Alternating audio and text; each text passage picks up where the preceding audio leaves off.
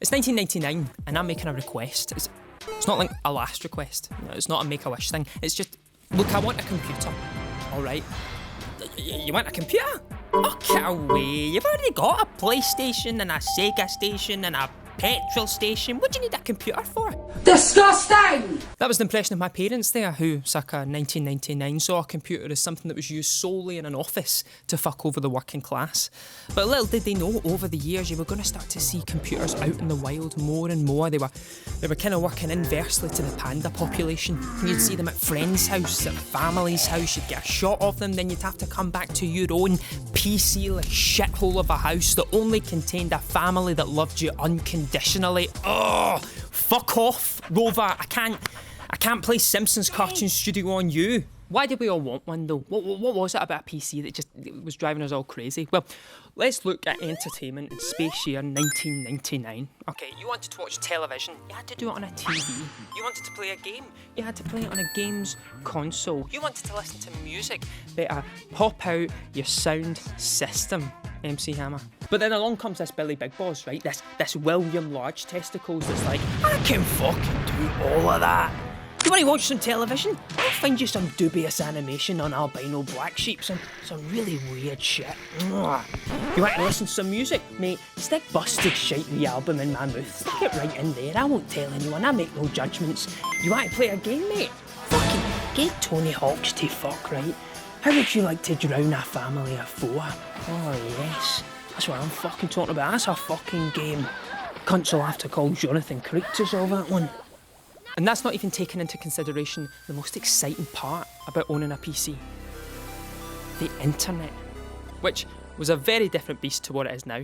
I mean, even just a few years ago, my phone struggled to send a text, but now I'm immediately on the phone to O2 if my phone stops for even a second to buffer the new Nicole Aniston video. But back in the day, getting onto the internet was more akin to a kind of cult-like ritual. The sort of thing, no doubt, being used weekly to keep Prince Philip's arse from a right good satanic shagging. Oh, wait a minute, how is it like a satanic ritual? I hear you asking. Well, mainly because you had to sacrifice any phone call you were having. Hey, Mum! Go off the phone, I'm trying to go onto the internet! Nah, look, I don't care if you work for the Samaritans, off! And then you had to endure the feeling of your soul being ripped out through your ears. Oh, Jesus, God, make it stop! Oh. Was that me connected? Oh, great. And it's time. It's time for that rite of passage moment that every computer user has. Your first Google search. So you sit there.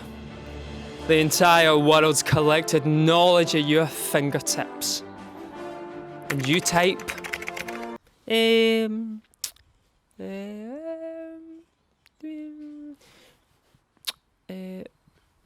funny pics.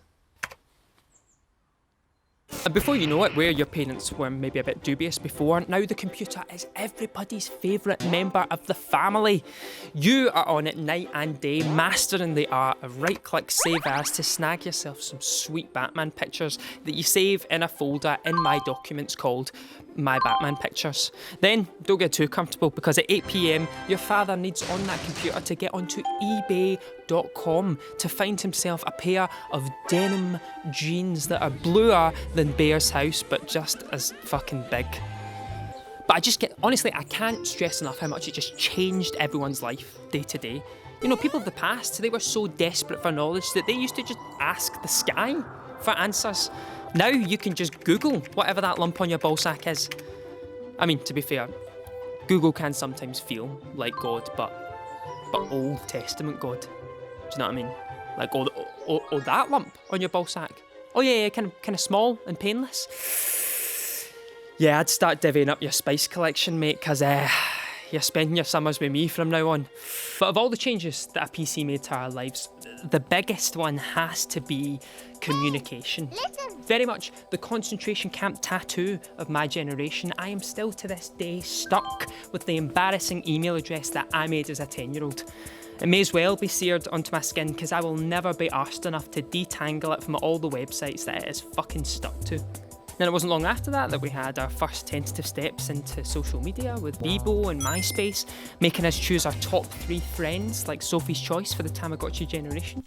Well, if it isn't Tamagotchi. And I tell you what, I'll let you in on a secret project I'm working on at the moment.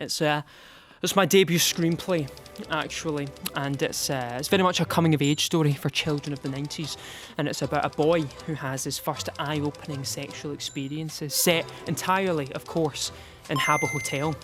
It's called an ASL story, and I've already cast Adam Driver as the keyboard from which all the frustrated teenage sexting occurs. But look, all of these, this wasn't that long ago, but they all feel archaic now. It wasn't long before they evolved into Facebook and Twitter and dating apps. And you know what I think the key difference is, having thought about it? You used to be able to turn these off. You used to be able to log out. You can't really do that with Facebook and Twitter and stuff now. I mean, I know you can. I know you technically can, but they're built in a way to just fucking keep you at them, to keep you in those cesspools. You know, I used to log off. Yeah, and then I used to shut my computer down and I'd get this message. It's now safe to turn off your computer. Oh, I tell you, see that, right? That was my generation's CBeebies bedtime story. I've been thinking about my relationship with technology recently, just find myself a wee bit anxious and wondering, hey, maybe it's this supercomputer that lives in my pocket that acts as a portal into only the perfect moments of other people's lives. Hey, that might be it, boys. Hey, call off Poirot. He can go home. We've solved it.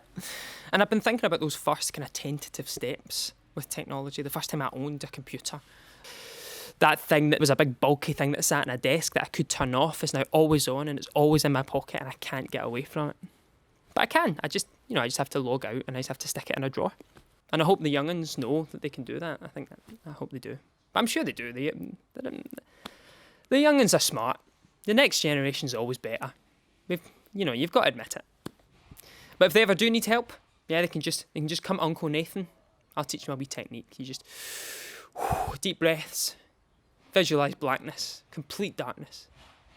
And then you just see that lovely amber message. It is now safe to turn off your computer.